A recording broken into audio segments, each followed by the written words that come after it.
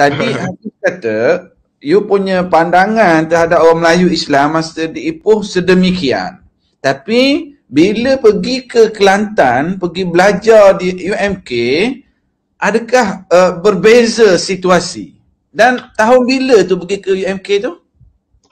Tahun 2008, akhir 2007 lah lebih kurang. Dia masuk pada bulan 10, bulan 9, bulan 10 kan. Jadi bila sampai di situ je, saya sejujurnya perbezaan antara Ipoh, saya tak pernah keluar daripada tempat selain daripada Ipoh kan, sebab saya dibesarkan di Ipoh. Jadi apabila saya keluar pergi ke Kelantan, memang nampak perbezaan yang agak ketara. Sesuailah dengan geraran Serambi Mekah tu sebenarnya. Walaupun di luar daripada Kelantan banyak mengata lah macam-macam dengan negeri Kelantan sampai duduk di atas bokok lah, kan, bondo lah. Tetapi sejujurnya saya teruja. Hampir setiap tempat ada masjid, hampir setiap tempat ada surau, dan orang di sana tak menafikan ada juga jahat, tapi tak adalah seperti apa yang berlaku di Georgetown, di Ipoh, maaf tercakap nama, di Ipoh Perak macam tu kan. So nampak perbezaan yang agak ketara, dan kemungkinan Allah nak berikan hidayah tu, jadi Allah hantarkan juga orang yang baik-baik. Jadi saya pun kenal dengan mahasiswa ataupun kawan-kawan yang sama kelas yang baik-baik, tak kisah perempuan, lelaki, semua yang baik-baik. Jadi jumpa pun dengan orang yang baik-baik dan bawa pun pergi tempat yang baik-baik, dan memang sukarlah nak jumpa tempat yang kurang baik sebenarnya di Kelantan, sebab kan dia mengawal pasal lesen arak, dia mengawal tentang hiburan kan. Jadi dia tak adalah, benda tu. Memang bagi seorang yang non-Muslim dia sangat tak selesa, sebab segala hiburan yang kita biasa di bandar tidak ada. Tapi saya nampak tenang, saya nampak ketenangan di situ lah. Sebab tu lama-lama saya mula pegang satu kata daripada Ustaz Muhammad Zain. Dia dulu dia pensyarah di UMK. Dia mengajar TITAS, Tamandu Islam, TITAS di UMK. Jadi sekarang saya rasa pangkat dia tinggi dah. Saya pun tak tahu, mungkin sudah jadi pengarah ke apa dah. Tapi mula dia masa itu pensyarah biasa. Dan dia bagi tahu saya satu kata. Masa itu saya belum Islam, dia kata Brian lah, nama saya Brian dulu, nama Kristian. Okey, Brian, kalau nak belajar tentang Islam, awak jangan tengok orang Islam. Okey, awak bacalah kitab-kitab, awak bacalah buku-buku tentang agama. Awak jangan belajar Islam dengan pengikut dia, kalau tidak nanti awak kecewa. Jadi saya sangat terimpak lah dengan kata-kata beliau.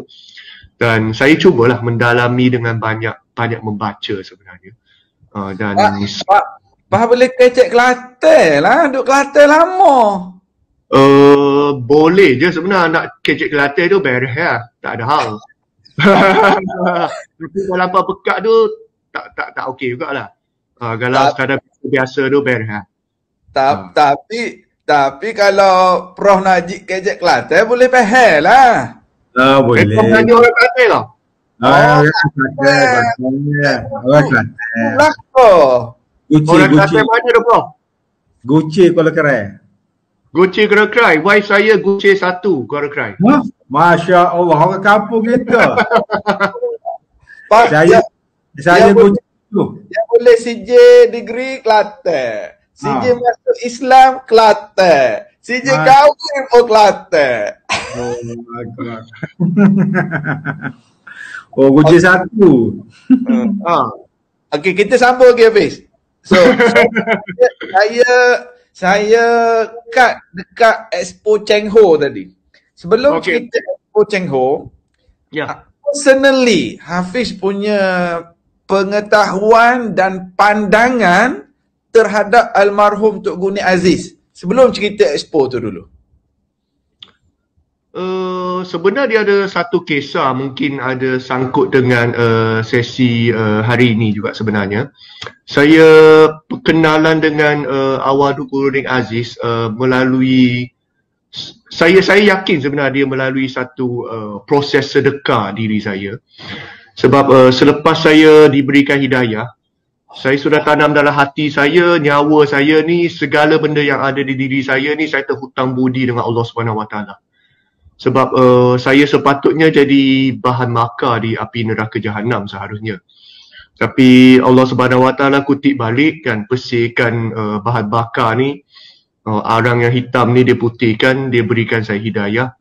Jadi saya berasa pada saya mula Islam, nyawa saya terhutang budi dengan Allah lah. Saya fikir macam tu, saya tak tahu betul ke tak. Tapi itu sentiasa yang main di otak dan fikiran saya. Jadi saya sudah berdekat, nyawa saya, hidup saya cuba untuk melakukan yang sebaiknya untuk pencipta saya. Sebab daripada mula dia memberikan saya pendedahan tentang wujudnya dia melalui agama Kristian, sampailah menyempurnakan agama saya melalui Rasulullah SAW. Saya berasa saya tu hutang budi. Jadi kalau saya ada lebih, saya akan beri. Saya mengamalkan konsep macam tu. Dan saya ada satu konsep sedekah yang agak pelik lah, yang mungkin orang lain tak lakukan. Jadi saya suka susun duit dalam dompet. Saya suka susun duit. Susun ikut warna lah. Daripada warna biru sampai warna ungu, shilling letak tempat lain, saya susun duit. Dan saya mengamalkan satu konsep apabila saya singgah di surau, masjid, untuk menunaikan solat, tak kisah jemaah ataupun musafir ke apa pun, saya akan selepas habis solat ataupun sebelum, saya akan ambil dompet saya, cabut keluar sekeping tanpa tengok. Saya tak nak tengok apa yang saya dicabut. Kalau cabut keluar warna biru, Alhamdulillah. Kalau tercabut keluar warna ungu, Alhamdulillah. Jadi kuat sikit lah, Alhamdulillah tu. Saya paksa diri saya untuk mengamal benda tu. Tapi masa dulu saya miskin sebab selepas memulai Islam memang ada isu lah dengan keluarga, dari segi ekonomi, dari semua ada isu lah. Itu cerita kemudian panjang pula, jadi ini budak 40 minit. Okay. Saya akan belajar lah untuk cabut keluar. Jadi mula-mula cabut keluar memang selalu RM1 atau warna hijau je. Dan ada sekali satu insiden, masa itu hampir nak asar.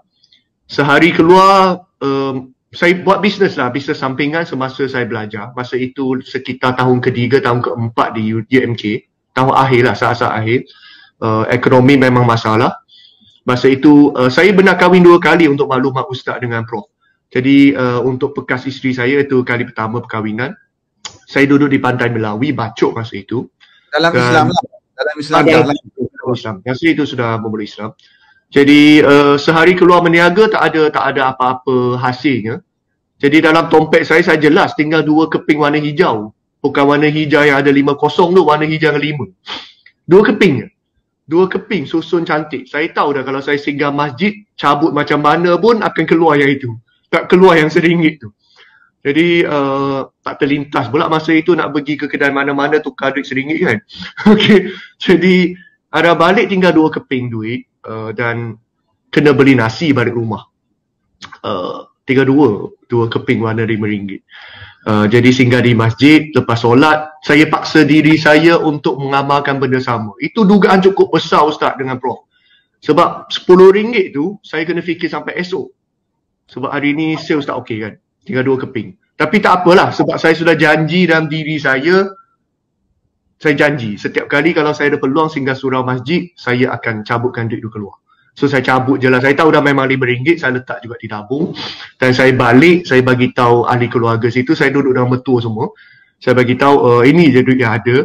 Jadi saya beli balik sebungkus nasi dengan roti sikit. Masa dulu RM5 boleh beli nasi dengan roti lagi lah. Sekarang rasa tak boleh dah kot. Dan saya beli balik, saya menipu sebenarnya. Saya menipu ahli keluarga saya cakap saya sudah makan. Sebenarnya saya belum makan lagi. Padahal sebenarnya tengah hari pun saya belum makan. Sebab sales tak okey, mana ada duit nak makan. Tapi saya kata saya sudah makan. Tapi itulah duit yang ada, dapat sebungkus nasi. Memanglah dapat kata-kata yang tak enak daripada orang tua. Biasalah orang tua kan, sebungkus nasi mana cukup kan. Tapi kita senyap je lah. Dan sekitar pukul 6 lebih, saya dapat satu telefon daripada seorang pegawai di Majlis Agama Islam. Dia tanya, ini Hafizuddin Hugh Abdullah ke? Saya kata, ya. Saya ingat telefon saya apa tengah-tengah nak maghrib ni kan. Dia pun kata saya dikabarkan oleh seorang ustaz bahawa Cik Hafiz pandai Mandarin. Dan bahasa Kelantan pun lah sikit-sikit juga dia kata. Sebab kita dengan cari seorang translator untuk mengganti seorang penterjemah yang tiba-tiba dia landing je di Sultan Ismail Airport di Pekan Cepa, Kelantan. Dia cirit-birit, dia tersalah makan. Jadi nak minta Cik Hafiz ganti sebentar untuk jadi penterjemah. Lepas tu saya tanya dia di mana, di Kota Baru. Lepas tu saya fikir, saya kata yalah, sebab saya pun fikir nyawa saya terhutang sebab ustaz pula yang minta tolong kan. Boleh lah walaupun dengan menahan lapar sebenarnya. Okey lah, boleh lah itu fikir malam ni nak zikir je lah untuk hilang lapar kan. Jadi tak apalah. Walaupun sendiri miskin tapi nak jugalah pergi tolong orang. Inilah perangai yang pelik saya ni. So kita pergilah untuk memudahkan urusan. Saya ingat penterjemahan apa benda kan. Saya pergi, saya tak tanya panjang. Saya pergi tapi saya minta izin nak bawa keluarga lah. Bawa keluarga. Dia kata, tak apa, jemput datang. Okey. Tak apalah, saya baru ingat mungkin di program di surau ke apa kan. Jadi dia tag lokasi kan. Dia tag lokasi, saya sampai dekat Dewan Perdagangan Cina. Dewan Perniagaan Cina di Jalan Kebusutan. Jadi saya masuk je terkejut sebab ada meja-meja bulat. Lepas tu yang majoriti yang datang itu semua adalah bukan orang Malaysia. Semua datang dari China, ada dari Xinjiang dan majoriti Muslim. Ada juga yang non-Muslim. Jadi sampai di sana rupa-rupa ni satu majlis di bawah SUK, di bawah Setiausaha Kerajaan, dipengurusikan oleh Menteri Besar Negeri Kelantan masa itu adalah Awadul Guru Ni Aziz. Dan ini adalah satu program tentang halal, tentang produk halal di mana orang China berniat nak invest, bawa produk-produk halal di Malaysia bawa ke China. Jadi pedagang-pedagang yang datang ni majoriti Muslim China Kelantan, China. Islam di China. Dan saya merupakan penterjemah kepada Awadul Guru Ni Aziz masa itu. Allahu Akbar. Jadi saya berdiri sama pentas dengan Tok Guru. Dia nampak saya kebentar. Dia siap tepuk bahu saya, cakap, anak muda, tak apa awak ketar-ketar kaki sudahlah sebab ada kostum tutup. Atas tu yang getar. Dia siap gurau lagi. Dan saya kenal Tok Guru Ni Aziz. Jadi saya jadi kementar. Saya tak sangka saya jadi penterjemah dia. Dan memang lain macam jugalah daripada bahasa Kelantan dengan bahasa-bahasa dia nak terjemah ke Mandarin untuk bagi pedagang di China faham kan. Dan selepas itu sekeluarga kita diangkat di meja VIP. Duduk semeja dengan Tok Guru Ni Aziz. Makannya bukan mewah, ada daging unta, ada daging burung unta, ada daging kambing, ada siakap, ada macam-macam makanan. Jadi saya pun tak tahu nak makan apa. Jadi terkejut lah, memang terkejut. Dan selepas tu pun saya duduk di tepi Tok Guru. Dapatlah kontak dia buat ajak pergi rumah dia pulang Melaka. Dan saya berpeluang berguru dengan dia sebanyak 10 kali sebenarnya secara peribadi. 10 kali. Dan masa tu dapat kenal dengan Tok Guru Ni Aziz. Dan selepas habis majlis tu saya dapat satu sampul putih. Dan dalam tu ada RM5,000. Allahu Akbar. Tadi bagi RM5 di masjid. Allah bayar RM5,000. Allahu Akbar. Dan bukan je RM5,000 tu, tapi saya dapat peluang berguru dengan Tok Guru Ni Aziz secara personal. Jadi saya sangat-sangat bersyukur sebenarnya. Jadi memang luar biasa. Dan saya sangat yakin dengan sedekah sampai hari ini. Selepas peristiwa tu, saya sangat-sangat yakin. Sangat-sangat yakin dan saya mengamalkan sampai hari ini. Sebab saya percaya firman Allah mengatakan satu biji jatuh ke lantai, tumbuh jadi 10, jadi 700. Saya sangat yakin dengan surah Al-Baqarah tu bahawa Quran dengan sunnah itu benar. Dan pasti yang benar. Sebab itu adalah janji Allah SWT kepada setiap orang. Boleh bagi 1 juta pada masjid. Sudah pasti Allah akan ganti yang lebih lagi. Allahu Akbar. Allahu Rabbi. Masa duduk dengan Tok Guru Ni Aziz tu banyak juga dia sembang, dia nasihat. Banyak sembang. Dia seorang yang sangat memahami sejujurnya sebab dia tahu saya tak pandai bahasa Arab itu ini semua kan. Jadi memang dia pandai lah, dia pandai. Dia seorang yang sangat bagus sebenarnya. Dia banyak kali buat perbualan bersama dengan orang bukan Islam. Termasuk Buddha, Sami Buddha di Thailand, Sami Buddha di Tumpak di Kelantan. Dia jemput saya menghadiri bersama. Jadi banyak soalan dilemparkan kepada beliau tapi beliau menjawab dengan sangat bagus. Salah satu adalah tentang pemakaian dudung oleh perempuan. Jadi ada seorang paderi berpakat dengan seorang Sami. Dia persoalkan Tok Guru Ni Aziz tentang agama Islam, kenapa nak suruh seorang perempuan tu membalut kepala. Dia guna perkataan membalut kepala. Jadi saya ingat sampai hari ini jawapan Tok Guru tidak menyinggung perasaan dan sangat berilmiah. Dia guna umpamaan seperti sepatang pen, dia kata. Sepatang pen. Dia kata nampak pen ni. Dia ambil pen di meja dia, nampak pen. Kalau pen plastik ini, kita lempar di rak di Maidin, jual RM1, orang belilah. Kalau jual RM100, orang tak beli sebab dia lempar macam tu di rak-rak besi.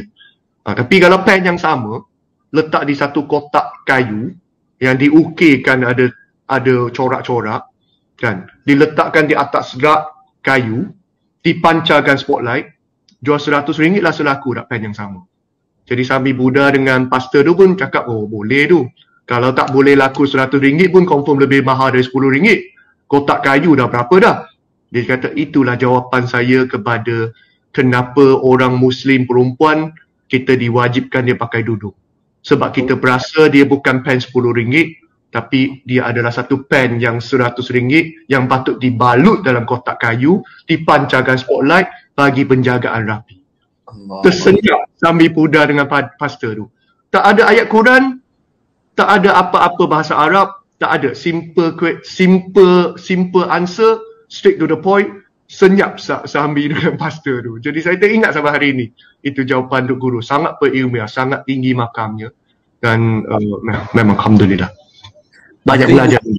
Habis guru pun direct, dia bagi nombor telefon ke ataupun macam mana dengan Tok Guru? Saya sebenarnya ada nombor personal Tok Guru ni Aziz, tapi saya jarang lah. Saya biasa saya hubungi PA dia. Sebab saya tak rasa sesuai untuk saya. Yalah, saya lah siapa kan. Jadi saya tak berani. Tok Guru bagi? Ya. Sebenar 2-3 minggu sebelum beliau kembali berrahmatullah di USM, HSM, saya benar berpeluang melawat beliau sebenarnya. 2-3 minggu sebelum dia pergi. Dan saya masih ingat lagi pesanan dia pada akhir-akhir. Sebab saya rasa dia seorang yang boleh nampak sesuatu. Sebab masa tu saya masih bukan siapa-siapa. Saya punya perniagaan pun belum maju apa lagi sebenarnya. Tapi dia memberikan satu pesan kepada saya. Saya ingat sampai hari ini. Mungkin saya boleh sharing kalau izinkan. Sure. Dia bercakap dengan saya. Dia tahu dah Hafiz, kenapa dia kata saya yakin Hafiz pernah dengar Ambo ni, dia selalu guna Ambo kan. Ambo maksud tu saya lah untuk orang tak faham. Ambo kenapa orang kata nampak saya cabut rumput seorang di ruang rumah masih basuh jamban sendiri kan. Dia kata sebenarnya setiap orang ada satu cabaran, ada satu ujian, ada satu tugaan. Setiap orang berbeza. Dan untuk Ambo, dia kata untuk saya adalah kuasa. Okay, walaupun orang tak nampak, walaupun orang nampak kita Duk Guru, walaupun orang nampak kita alim ulama, walaupun orang nampak kita hebat, tinggi makamnya, digelar sebagai ulama sedunia kan. Tapi sebenarnya kita tak lepas juga daripada cabaran, ujian dan nafsu. Dan dia kata ujian dia yang besar adalah kuasa. Bayangkan di Musyidin Am, dia ketua parti, dia seorang ulama disegani, dia Duk Guru kepada ramai Duk Guru lain, dia boleh kategori maha guru kan. Jadi cabaran dia berkuasa. Sebab dia melaukan satu patah perkataan, rasa Malaysia boleh gegar kan. Jadi itulah dia didik jiwa dia untuk ingat semasa dia mencabut rumput, sebenarnya dia tak ada beza benar berkebun SUK di luar sana. Apabila basuh jamban di rumah sendiri, basuh jamban di bilik dia tak ada beza pun dengan makcik cleaner yang kerja di SUK.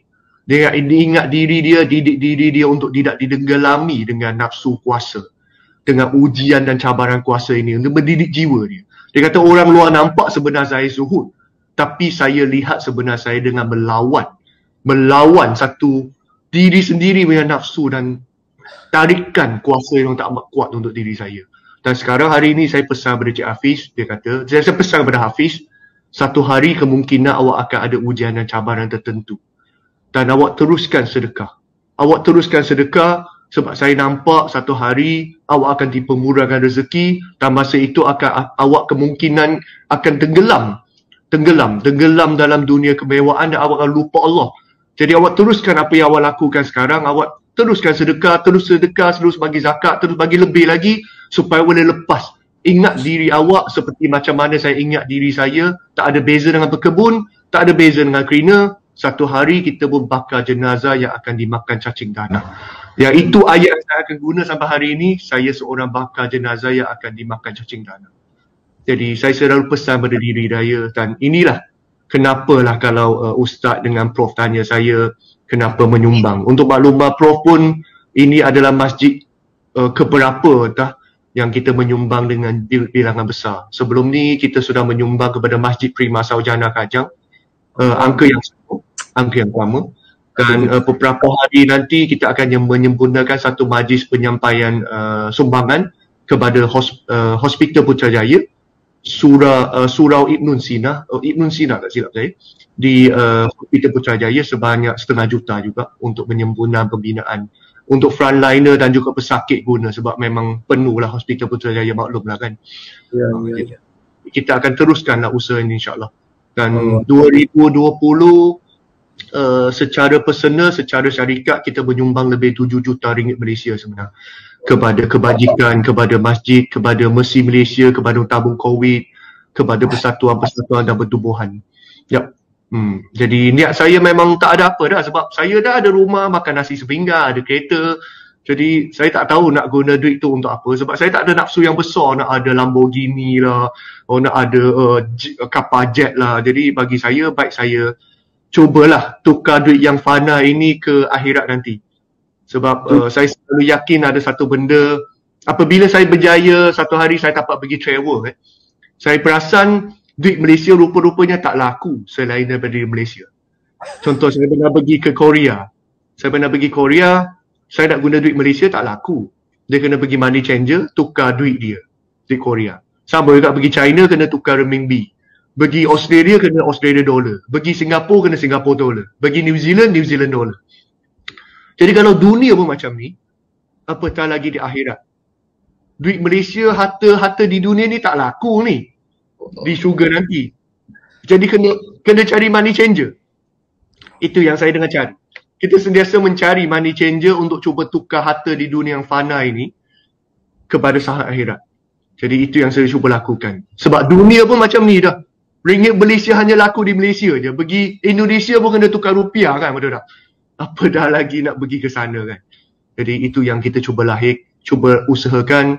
Dan itu juga yang saya cuba sampaikan kepada semua staff-staff saya, semua rakan-rakan sekitar saya. Kita ada duit lebih, ada harta lebih. Jangan lupa, itu harta tak bawa ke kubu.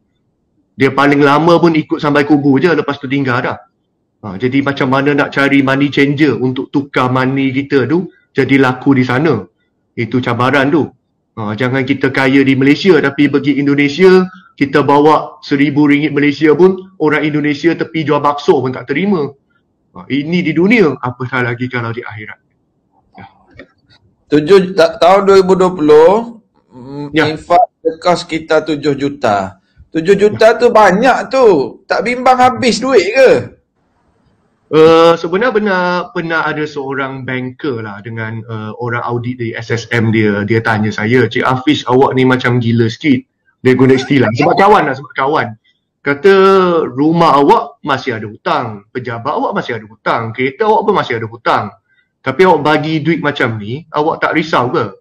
Saya jawab dia lah, rumah hutang kita ada beli takafu. Kalau saya meninggal, takafu dia akan cover saya punya rumah, betul tak? Kereta pun sama juga. Kalau saya meninggal dunia apa-apa, nauzubillah, dia akan cover. Ada takafu, ada tu, insurans dia akan cover. Tapi rumah saya di sana, rumah batu pun tak tahu ada ke tak lagi. Takafu pun tak beli lagi. Jadi baik saya fikir situ dulu. Ya ini saya dah mati, nanti automatic cover lah, tak perlu risau. Saya lagi risau sana tu, nanti saya merangkap pintu pun tak ada peluang nak cium. Saya jawab macam tu lah dekat banker dengan dia orang biasa. Itu jawapan saya. Banyak apa belajar dengan Tok Guni Aziz dalam kubur Kena selalu ingat mati lah. Kalau kita selalu ingat mati, maka kita akan tahu segala apa yang berlaku di dunia ini semua sementara. Tak ada nilai, tak ada makna sangat kalau kita tak boleh cipta satu makna dan nilai pada alam kubur, pada alam kemudian. Sebab alam di sana jauh lebih lama. Tadi Hafiz bagi tahu sekitar 10 kali dapat belajar secara direct dengan Tok Guru. Maksud belajar secara direct dengan Tok Guru tu apa? Tidak begitu sangat tentang mengaji yang seperti mana kita belajar dengan ustaz mengaji Quran, baca Iqra, tak. Dia banyak berkongsi seperti lah tentang sepatang pen, tentang jadi berkebun, berkongsi cerita, kisah yang sangat simple, bukan rujuk di mana-mana dalil bahasa Arab, tapi sangat santai dan sangat sampai sebenarnya. Ada banyak kali berkongsi seperti menjadi seorang bakal jenazah yang bakal dimakan cacing tanah. Ni ayat-ayat yang digunakan, yang dibermainkan oleh awal Tok Guru Ni Aziz memang sangat kena ke jiwa lah. Dan antara ayat-ayat yang dia kongsikan pun dikelak di sana Allah Subhanahu Wa Taala dengan malaikat tak tanya siapa kaum awak, siapa bangsa awak, lahir di mana, duduk di mana, negara apa. Yang dia tanya Islam ke tidak. Yang dia tanya siapa Tuhan engkau. Jadi dia selalu pesan saya, Hafiz, awak jangan perlu fikir sangat pasal kaum. Kaum tak penting. Kau tak penting langsung. Warga negara pun tak penting langsung. Sebab Tuhan tak soal benda tu. Tuhan soal siapa Tuhan anda. Jadi awak fikir siapa Tuhan anda dan awak fikir benda tu sudah cukup. Sebab soalan tu kita boleh jawab tak? Kalau kita rasa kita boleh jawab soalan tu, tak kisahlah awak kaum Cina ke, kaum India ke, kaum apa pun. Sebenarnya tak penting. Jadi tak usahlah apa nak berjuangkan kaum Melayu punya hak lah, kaum Cina punya hak lah. Dia selalu didik saya benda ini. Dan memanglah kata-kata ini tidak dipersetujui lah oleh setengah parti-parti politik atau ahli politik. Tapi benda itu bagi saya memang benar sebab dia memang sentiasa membawa kita fikir tentang akhirat.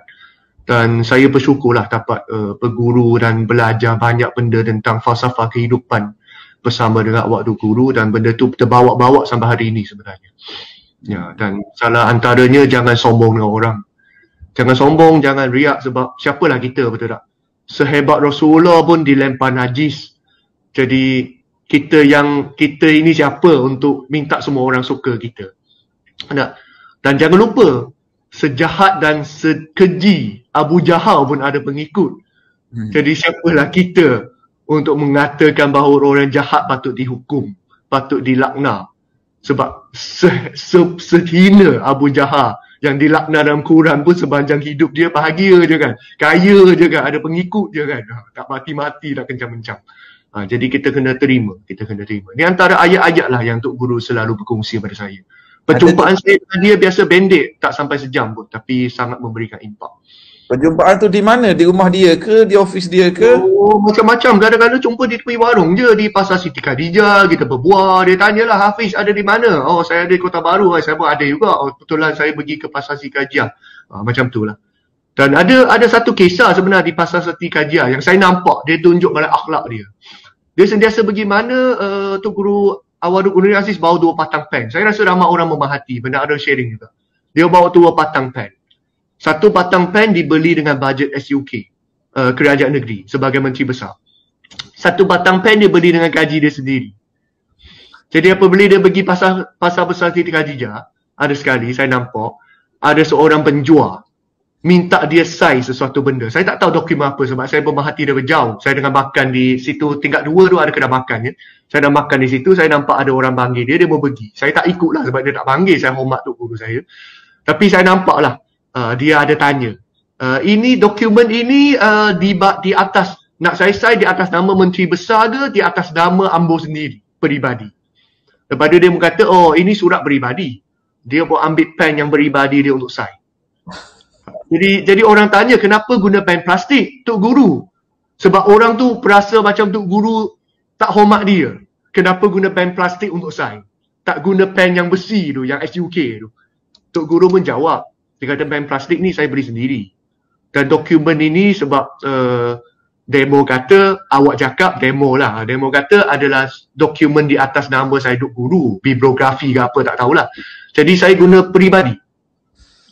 Ini pen SUK. Setiap 1 ink yang saya guna, saya kena jawab esok. Kalau urusan peribadi saya guna pen SUK ni, saya kena jawab esok. Saya tak nak sebab 2 titik dakwah ni saya dimasukkan neraka sebab salah guna. Jadi jawapan dia memang super powerful. Memang sangat santai tapi sangat menusuk kalbu. Jadi itulah banyak benda pengajaran yang saya dapat daripada awal Tok Guru Ni Aziz sebenarnya. Dia call Hafiz bagi tahu dia dekat pasar tu. Dia call. Dia bagi tahu ada dekat pasar Siti Khadijah. Dia suruh orang-orang dia call lah. Dia kebetulan saya pun masa itu baru siap solat di Masjid Muhammadi sebenarnya. Jadi dekat lah, saya pun pergilah. Nak kata tekak, tak tekak jugalah. Tapi pergi buat lah. Guru panggil kan. Oh maknanya dia telefon tanya khabar ada lah. Tanya ada kat mana. Ada. Beberapa kali. Tapi apabila dia sudah uzur memang dah kurang. Bila dia dah uzur dah kurang. Sebab dia pun kan ada penyakit semua kan. Dia tak beritahu pesan apa-apa berkait dengan bisnes. Dia tahu Hafiz buat bisnes. Ada tak dia pesan apa-apa? Ada juga dia selalu berpesan. Dia kata kalau kita peniaga ini, dia selalu cerita lah. Dia selalu bercerita kalau peniaga ini sebenarnya kita bukan je kena rujuk kepada pakar bisnes yang di dunia ni. Sebenarnya pakar bisnes yang paling hebat adalah Rasulullah. Jadi dia banyak kongsi cerita lah tentang macam mana Rasulullah umur 19 tahun sudah buat bisnes ekspor. Okay, sampai ke Yaman kan. Umur 19 tahun orang lain baru duduk niaga kecil-kecil jual online kan. Dia sudah buat ekspor. Jadi dia banyak kongsi lah cerita tentang Siti Khadijah, tentang Rasulullah. Dan dia selalu berpesan bahawa kita peniaga ini kita kena ingat lah.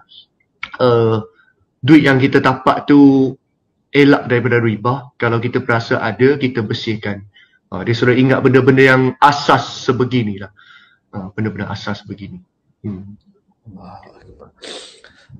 Kali pertama Hafiz infak ataupun sedekah dengan jumlah yang besar. Maksud saya mungkin ratus ribu ataupun puluh ribu. Yang amount quite big. Itu bila tu? Sebenarnya saya dapat pesanan ni yang seakan-akan soalan ustaz ni daripada Tan Sri Sheikh Buhairi. Ada sekali kebetulan dalam program saya peluang lah. Daripada Tan Sri Said Nur Hisham. Ya. Ayat tu lebih kurang lah. Alhamdulillah. Jadi Tan Sri Syed Buhairi Mokhtar dia saya suka ambil peluang jumpa dengan mereka ni. Saya suka tanya soalan. Saya tak minta selfie lah, cakap-cakap mengarut bodek.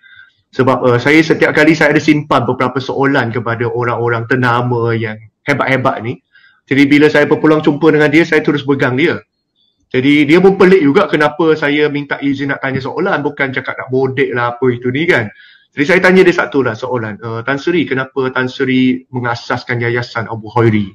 Kenapa Tan Sri daripada kecil lagi terkenal dengan sedekah? Sebab dulu saya pernah baca satu kisah di mana walaupun masa dia budak-budak dengan susah payah, mak dia jual kuih, rumah dia atap pun bocor, masa tu dia sudah mengamalkan sedekah semasa dia jadi budak hantar surat khabar lagi. Dia jadi budak hantar surat khabar dapat 1 sen ke berapa sen setiap naskah, tapi tetap satu naskah surat khabar tu dia beli, dia sedekah kepada satu keluarga yang lebih miskin daripada dia. Padahal dia miskin dah. Dia asnaf dah, tapi masih dia bagi surat khabar tu kepada satu keluarga yang lebih asnaf daripada dia. Saya tanya dia. Dia pun kata, saya tanyalah tips-tips macam mana istiqomah sedekah seperti dia. Dia menjawab dan saya rasa jawapan dia boleh menjawab ustaz punya soalan.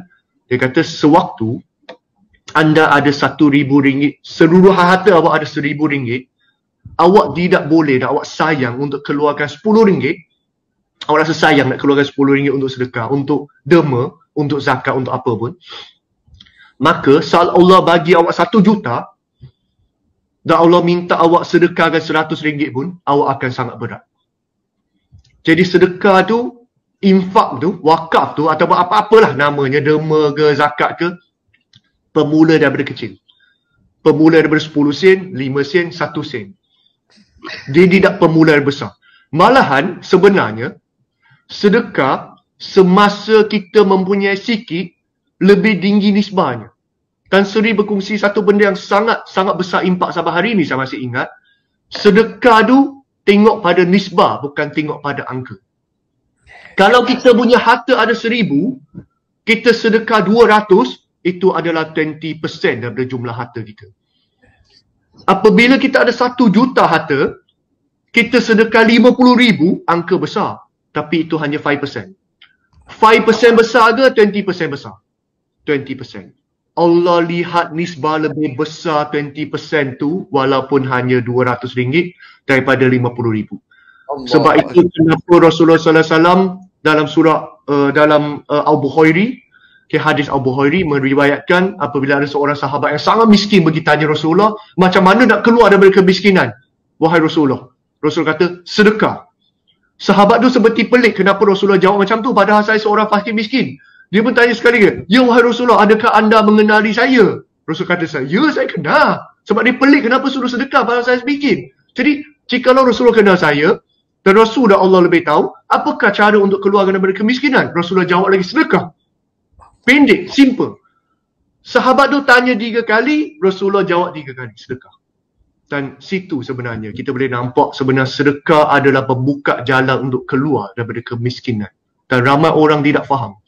Dan kalau kita gabungkan dua konsep ini, kita nampak sedekah sebab Allah tengok nisbah. Masa kita susah, kita sedekah, nisbah kita besar. Dan saya masih ingat lagi, masa itu saya tinggal 2 keping RM5, saya sedekah separuh daripada harta saya, iaitu 50%. Sebab nisbah tu sentiasa akan lebih besar daripada apa yang saya sedekah 1 juta dekat Masjid Bandar Kesumah sebenarnya. Nisbah tu jauh lebih besar berbanding dengan dulu, walaupun hanya RM5 sebenarnya. Allahu Akbar. Hafiz, mungkin boleh share the miracle of sedekah ni yang Hafiz pernah lalui. Maksud saya, ada satu masalah yang tak boleh nak settle berkait dengan bisnes ke, production ke, kilang ke, apa ke, ataupun apa saja. Pak, sedekah, Allah bagi keluar masalah. Mungkin boleh share sebagai inspirasi pada sahabat-sahabat kita. Oh, Masya Allah. Kalau nak share, saya perlu 3 hari 3 malam je Ustaz dan Prof. Banyak sangat, sungguh teramat banyak. Salah satu yang saya catat lah, 2 keping RM5 tu, itu salah satu. Antaranya benar antara mati dan hidup. Boleh tak yang dalam berkait dengan bisnes sekarang? Maksud saya, mungkin ada masalah masalah production, masalah supplier bahan mentah ke apa ke. Tiba-tiba dengan sedekah tadi Allah Ta'ala bagi jalan yang unexpected. Wa man yattaqillah yaj'al lahu makhraja wa yarzuqhu min haitsu la yahtasib. Unexpected. Oh, Masya Allah.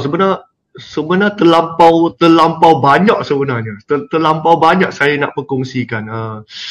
Antara impak yang saya nampak adalah semasa syarikat TDC ni membawa lebih kurang 40 orang jemaah menunaikan umrah secara tajaan. Kita menaja 40 orang pengedar yang terbaik kita, antara yang terbaik kita pergi ke umrah. Masa itu dah selepas sekitar tahun 2018, kemudian sekali lagi sekitar tahun 2019. 2020 terpaksa tak tanggungkanlah sebab PKP.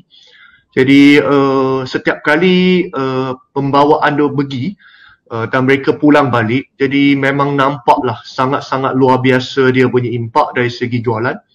Banyak benda yang tak sangka-sangka. Contoh sepanjang PKP lah. Senang cerita sepanjang PKP, tahun lepas 2020, kita sedekah hampir 7 juta. Tapi Allah gantikan balik dengan luar biasa. Jualan kita sepanjang 2020 meningkat hampir 4 kali ganda berbanding dengan tahun 2019. Dan jualan kita mungkin banding dengan level-level Tan Sri Rizky, Hoiri bin Sentan sebab jauh. Tapi bagi saya satu angka amat besar. Pada tahun 2019, jualan kita 33 juta. 2019. 2019, jualan setahun kita 33 juta. 2020 pun PKP, satu Malaysia pening, betul tak? Tapi kita punya pening sebab putus stok, kita punya pening sebab jualan laku sangat, kita punya pening sebab perlu masuk lebih ramai staff. Jualan kita lebih daripada 100 juta. Sepanjang PKP dengan majoriti pelanggan kita orang tua, dengan majoriti kita punya pengedar tak pandai online. Orang tua mana pandai online, apa Facebook lah, apa WhatsApp, kadang WhatsApp pun tak pandai. Dengan keadaan yang orang kata new normal kena guna online tu, dengan tak boleh buat program, dengan tak boleh rentas negeri, rentas daerah tu, jualan kita meningkat dengan tanpa pasar. Jadi courier service sampai kita kena charter 4-5 buah courier service untuk singgah di warehouse kita untuk pick up stock. Kita kena charter, kita kena booking. Sebab dia orang pun pelik, kenapa pelik lain macam ni. Sampai jiran-jiran kedai, jiran office kita sebelah pening. Kita punya tak ada orang, awak punya lori keluar masuk tak henti, orang main bersebu kan.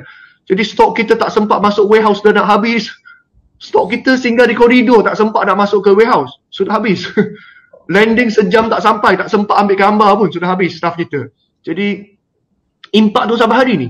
Impak tu sampai hari ni, sampai saya terpaksa sekarang buka office 3 hari seminggu. Sebab staff saya letih sangat. Staff saya tak cukup, tenaga kerja tak cukup. Jadi saya suruh dia orang, kau orang kerja lagi gila-gila. Satu hari tu, angkatlah berat apa nak angkat, perlu siap sampai sakit lengan, sakit bahu, sakit semua. Esok awak tidur lah. Kita buat cara macam tu untuk staff warehouse. Jadi ini antara benda yang miracle lah yang mungkin Ustaz rujukkan itu. Miracle sebab saya sentiasa yakin memang tak menafikan kalau kita nak buat promosi ke, nak buat marketing ke, kita kena cari orang pakar marketing. Tapi saya sangat yakin the best promoter is Allah. The best marketer is Allah. Jadi kalau kita berniaga bersama dengan Allah SWT memang akan dipermudahkan sebab dialah the best promoter. Dia yang tolong promote, dia yang tolong beri, dan dia tolong pesan dan dia yang tolong gerakkan hati kecil orang, setiap pelanggan kita untuk membeli dan menyokong. Saya sangat yakin benda itu. Saya sempat catat saya catat 2019 sale 33 juta. 2020 dengan infak 7 juta sale 4 kali ganda. Maknanya around 120 juta lebih. Allahu Akbar. Ini yang saya maksudkan. Bila kita nampak figure macam ni, tujuannya kita nak beritahu masyarakat bahawa janji Allah benar. Janji Rasulullah benar. Saya, Hafiz, boleh baca hadis. Saya boleh baca Al-Quran. Tetapi Hafiz yang membuktikannya secara praktikal. Secara figure. So, kita tak boleh nak kata apa dah. Ustaz boleh cakap teori saja. Dan Alhamdulillah, moga-moga ni ada sahabat-sahabat, Allahu Akbar. Saya nak pay sikit. Ni mungkin salah seorang daripada ejen ataupun stokis. Puan Rozi Syari, C Joyce. Nama produk kan C Joy? C2 Joy, ya betul. Secara peribadi, kami suami isteri sangat-sangat bersyukur berjumpa dengan bos Hafiz Hiu. Peribadi yang membuatkan kami jatuh cinta dengan perniagaan susu kolostrum daripada syarikat TDC Holding. Syukur Alhamdulillah Allah bagi peluang pada kami untuk berjumpa platform perniagaan di syarikat TDC. Syukur sangat kami ada bos yang sentiasa bimbing dealer untuk bina legasi di dunia dan istana di syurga. Dia juga sentiasa bimbing dealer-dealer untuk lebihkan sedekah. Hidup sederhana, lebihkan sedekah. Alhamdulillah. Allahu Akbar.